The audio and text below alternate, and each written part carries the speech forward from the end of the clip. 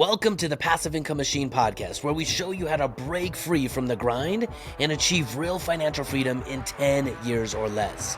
My name is Ryan D. Lee, and I've helped thousands turn income into cash flow, trade fake money for real assets, and take back control over their time, their wealth, and ultimately their life.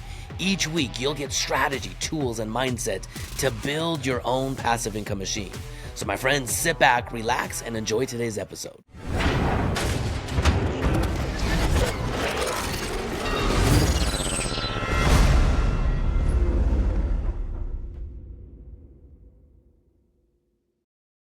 All right, my friends, welcome back to the Passive Income Machine podcast. You are on the microphone today with me, Ryan D. Lee, and today I have a question for you. Have you ever felt like no matter what you try, no matter how hard you work, no matter how much you save, you just can't get ahead? Well, there is a very clear reason why. Most people take one step forward and two steps back, and today we're going to be talking about the inherent wealth forces that are prevalent in the economy. They're just a part of our natural, I'm not going to say natural, they're a part of our manipulated, manufactured economy. That's way better than natural. But these wealth forces are present no matter who you are, rich or poor, wealthy or not. This is going to help you understand what these forces are, how they work, and most importantly, how you can position yourself like the wealthy to have these wealth forces work for you. Now, I've read just about every Robert Kiyosaki book. Now, there might be one or two that I've not, but Rich Dad Poor Dad was kind of a gateway drug for me, if you will. It opened me up to the world of alternative investing. It opened me up to the possibility that everything I thought I knew about money and investing was actually wrong. In fact, in the previous podcast episode, we talked about the difference between investing versus speculating. And when I read the book Rich Dad Poor Dad, I realized I had been speculating, not investing. I love the Cash Flow Quadrant book as well, because that opened me up to the power of the tax code. And so much of what we do with the Passive Income Machine is helping us align our capital and our savings with the tax code. In fact, we use the tax code as a roadmap, as a treasure map to help us understand what to do in our modern economy to use taxes as an incentive instead of a disincentive. But the book that probably stood out most to me, that gave me a more clear understanding of how to win automatically inside of our financial world, was this book right here. It's called Why the Rich Are Getting Richer. And I loved this book because it was a very simple premise that the rich, they are no doubt getting richer. And at first I thought that the rich are just, maybe they were born rich, maybe they're lucky, maybe they're smart, maybe they're super successful, and maybe their success isn't obtainable by someone like me.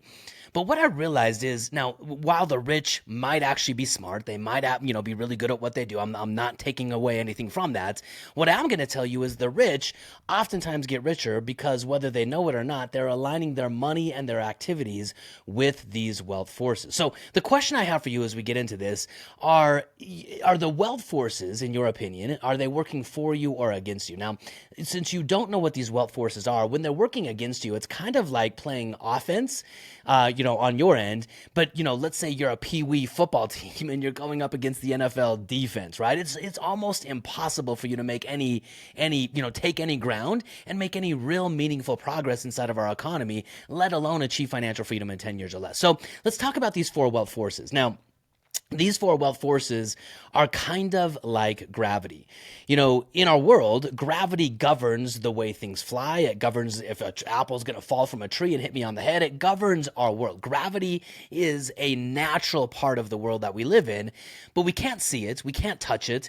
We can't taste it, right? And so it might be easy to say that gravity doesn't exist. And I could operate my life under the assumption that gravity doesn't exist. And if I ever got the gumption enough to test that, I could walk to the edge of a building, take a step off the edge, and decide if gravity exists as I fall to the ground or float away into the atmosphere. But of course we know gravity exists. And so I want you to consider these four wealth forces. They are there. They don't require you to understand them. They don't require you to acknowledge them. They don't require you to align your money with them. But nonetheless, they are there. And if we know that they are there and we acknowledge what they are, I want you to consider this. Winning in the game of finance is simply a matter of positioning. That's all it is. It's positioning your money to where these wealth forces are working for you, not against you. So let me walk you through what these four wealth forces are. Wealth force number one is inflation. Wealth force number 2 are taxes. Wealth force number 3 are interest rates. And wealth force number 4 are opportunity costs. Now, as you're listening to this podcast, hopefully you can recognize and acknowledge that all 4 of these conditions, all 4 of these forces are inherent inside of our economy, right? Every single year, our money is getting less and less valuable. That is a silent tax because of the manipulation of our federal government and the Federal Reserve on the monetary system. Taxes are a natural part of our economy. And when I say natural, again, it's a manufactured part of our economy where a portion of all we make isn't for us. We have to pay it to the government to render services that we agree with or don't. And, America started off under tax revolt, and today we've almost become subservient to taxes. The average American today works well into April, if not May or June, just to overcome the comprehensive burden of all of the taxes that you pay, which means you're giving 4, 5, 6 months of your life to paying taxes. That is definitely not freedom, my friends. That is servitude to taxes. But taxes are part of our economy. Number 3, interest rates.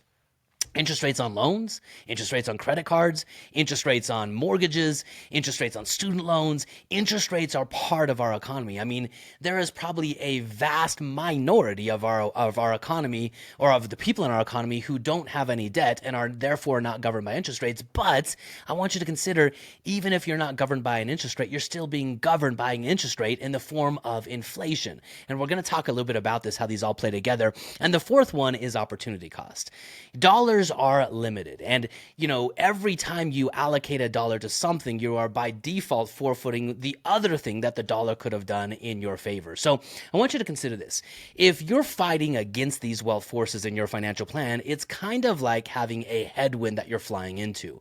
Let's say that you have a plane that's capable of flying 200 miles per hour. And let's say you want to take a 1,000-mile trip, and you calculate, based on the ability to fly 200 miles per hour, that it's going to take you 5 hours to make that trip. Now, on the day that you wake up and decide to take the trip, if there's a 175 mile per hour headwind and your plane is still capable of flying 200 miles an hour, that ultimately means that you're still exerting the energy of flying 200 miles an hour, but the headwind is pushing you back, and it's making your progress only 25 miles an hour. And under that set of circumstances, what would have taken you 5 hours will now take you 40 hours to accomplish the same journey. Not because of anything that the plane is responsible for. The plane is still exerting the energy of flying 200 miles an hour, but the headwinds are pushing them back. Now, if we flip the winds from headwind to tailwind, if we go to take off on our flight, and on the day of our flight we have 175 mile per hour tailwind rather than a headwind, now we're flying at 375 miles per hour. The plane is still exerting the exact same amount of energy, 200 miles per hour, but now the winds are propelling us, pushing us forward, and making our trip now take from 5 hours down to 2.5 hours. So I want you to consider, this is kind of like the economy. It all comes down to your positioning. Most investments, and I'm putting that in quotation marks based on the last podcast episode, most people who think they're investing are actually speculating, but most places where people put their money, let's say the market, for example, they're actively working against these headwinds. They're putting their money in an account where inflation, by default, is making them poor every single year. If you believe that inflation is 2 to 3% per year and you're earning 7 to 8% in the market, you're being deceived to think you're actually earning 7 to 8% in the market. You're only earning the net effect after inflation, which means if it's 3% per year, you're earning 4 to 5%, not 7 to 8%. So inflation is a headwind against most people. Taxes are a headwind against most people, right? You're either paying taxes today or you're deferring them to the future in most financial accounts. Interest rates are by far a major issue for most people, a major headwind. They're shooting for, trying to get the best return that they can in their investments, right? Their IRAs, their brokerage accounts, their cryptocurrency, whatever that might be. And then they turn around and they're paying, 18, 20, north of 30% on interest rates, carrying balances on a credit card from month over month. And last but not least is opportunity cost. This is probably one of the most insidious wealth forces that there is, because today we're told that we should put our money in accounts where we lose access to our money, right? When you put your money in a 401k, in an IRA, anything like that, did you know that there's actually a 10% penalty for you to take control over your money, to take money out of your account before the designated, retirement age, I guess, of 59 and a half? If you take money out of your account, it's your money. If you take it out of the account before 59 and a half, you have a 10% penalty just for taking back control over your money. Now, these forces don't sleep. They're either building wealth for you or they're bleeding your money away. And for most people, these forces are actively working against them. And this is probably one of the main reasons why there's such a vast retirement crisis. Hey, just jumping in here for 1 second. I really hope you're digging this episode and seeing massive potential for your future. But look, none of this happens without the How to Retire in 10 Years Summit. It's the financial freedom event you absolutely cannot miss this year. We're talking about step-by-step strategies for passive income, financial independence, and total control over your money in 2025. Early registration is happening right now with an exclusive bonus for acting fast. So stop waiting, click the link below, or go to retireit10years.com, and I'll see you on the inside. Now, back to the show. If inflation is working against us, consider this. Not only is it making the cost of living going up, it's making your dollar stretch, not be able to stretch quite as far. It's also eroding your retirement accounts at the very same time. If you think that you need $1 million today to retire, how much money are you going to need 30 years from now to give you the same purchasing power of $1 million? And if you believe that inflation is 2 to 3%, you're probably being misled on that as well. I'm not going to go into what the real rate of inflation on this, but it's probably closer to 5, 6, 7, or 8%, which is closer to the amount of new money that's been printed every single year on average for the last 25 years. But the real point of this is these four wealth forces are actively hurting most people. Most people are doing typically everything right. They're working hard. They're saving as much as they can. They're putting it in a properly diversified portfolio. They're following all of the traditional advice. But despite their best efforts, they still feel like they can't get ahead. And it's because these four wealth forces are actively pushing you back for every step forward that you take. Now, going back to the wealthy, whether the wealthy understand it or not, the wealthy have either consciously or just accidentally position their efforts, position their money, and position their resources where these wealth forces are actually working for you. I want you to imagine a world where you get wealthy because of inflation. You get wealthy because of interest rates. You get wealthy because of taxes, and you get wealthy because of opportunity cost. Now, that might sound like a dream. How do you get wealthy because of these things? Well, I want you to consider the key to crossing the bridge, the key to going from the wealth forces are working for me or they're working against me, comes down to a topic that we've already discussed at length on some of the other episodes. It's the concept of leverage. In the world that we live in today, it is quite simply impossible to master money, to achieve financial freedom, and to get these wealth forces to work for you rather than against you without understanding and using leverage, right? Without leverage, you are playing a game where these wealth forces, one of them or all of them, are actively hurting your efforts moving forward. And the only way you can overcome them is by having such an overwhelming force of making enough money and saving enough money that you just with sheer force, with sheer volume, you overcome these wealth forces. But let me invite you to consider this. Inside of the passive income machine, obviously we talk about the vault, which is an overfunded high cash value life insurance policy, and turnkey real estate. Those are the two main components of the passive income machine. Inside of these components, the four wealth forces, inflation, taxes, opportunity cost, and inflation, taxes, opportunity cost, what is the other one? And interest rates are all working for you rather than against you. And let me walk you through how, okay? When you put your money in the vault gives you the opportunity to compound and grow your money, but also be able to leverage it as a private line of credit.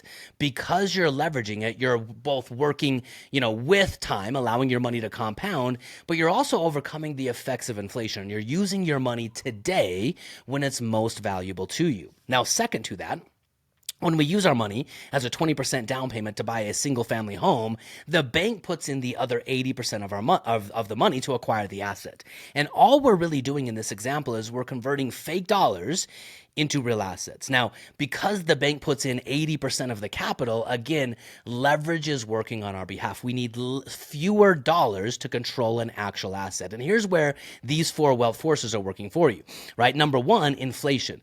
Because the federal government and the Federal Reserve is injecting new money into the economy every single year, on average, over the last 25 years, there has been 8% more money supply. It's called an M2 money supply every single year, which means whether the inflation rate is 3% or 8% or somewhere in between, because that much new money is injected into the economy, it's diluting the purchasing power of all of our money. But inflation is actually making us wealthy when we own an asset like real estate. Why? Because it takes more dollars to buy the same asset. And so if I buy the asset and I hold the asset over time, every single year, because of inflation, the asset is getting more valuable. Now, technically it's not getting more valuable. It just takes more dollars to buy the same asset. So over 5 years, over 10 years, over 15 years, over 20 years, I can turn around and resell my property at a higher rate than I bought it, or a higher price than I bought it, because of inflation. Now, at the same time, taxes are working for me as well. Because I'm using life insurance and I'm using real estate, I get to have tax advantages that allow me to pay nothing in taxes. Now, on the flip side of this, I get to use debt as income, which again allows me to take my income completely tax-free. So inflation is working for me, taxes are working for me, interest rates are working for me as well. I'm taking a fixed interest rate loan inside of my vault. I'm taking a fixed interest rate loan from a bank, and I'm getting the asymmetric upside of a compounding return inside of my vault and a return on a piece of real estate that's in excess of 25%. So if I can get a 5%, 6%, 7% mortgage, and that mortgage is tax deductible, and I can earn a 25 or a 28% return on that money, I'll take the bank's money all day long. Interest rates are working for me, and last but not least, opportunity cost is working for me, again because of leverage. My limited supply of dollars can now do more things because I'm using the bank's money, I'm using the insurance company's money to buy these assets so I can build my wealth, accomplish short-term goals, and still stay on track for long-term compounding. I want you to consider this, my friends. There are very few assets that you can actually put your money into where these four wealth forces work for you. Life insurance and real estate combined are the reason that you can achieve financial freedom in 10 years or less. It's not because you're, taking more risk. It's not because you're any smarter. Now, of course, you're a little bit smarter because you're listening to this podcast, but really at the end of the day, all you're really doing is you're flipping these forces so they're working in your favor rather than working against you. Inflation is making you wealthy. Taxes are making you wealthy. Interest rates are making you wealthy. And opportunity cost is allowing you to capture the opportunities available to you rather than having your money locked up in some other account. So here's what I want you to consider. You are already in the game of money. You are already trading your time for money. Whether you like it or not, that's just the way of the world today. The only question is, are you playing the game to win? Or are you just following the crowd, hoping that one day it's going to work out? The crowd is actively working against the wealth forces. The crowd is following people who are telling them to put their money in accounts where, despite their best efforts, it is almost mathematically impossible to get ahead and to retire abundantly over the long run. The wealth forces, they are neutral. They don't care who you are. They don't care where your money came from. They don't care what you want in life. The wealth forces simply reward those who position their money with them, and they destroy those who are positioning their money, against them. So if you want to be financially free, you have to flip the forces in your favor. Stop fighting gravity and start using it instead to launch and propel your way to financial freedom in 10 years or less. All right, my friends, that's a wrap for today. If you're serious, though, about turning everything we talked about into your new reality, there's only one place you need to be. It's the How to Retire in 10 Years Summit. This is your chance to learn exactly how to unlock financial freedom and build passive income in 2025. Early registration is live right now with an exclusive bonus for our early action takers. Don't miss out. Head to the link in the show notes or just head on over to retireintenyears.com and I'll catch you at the summit.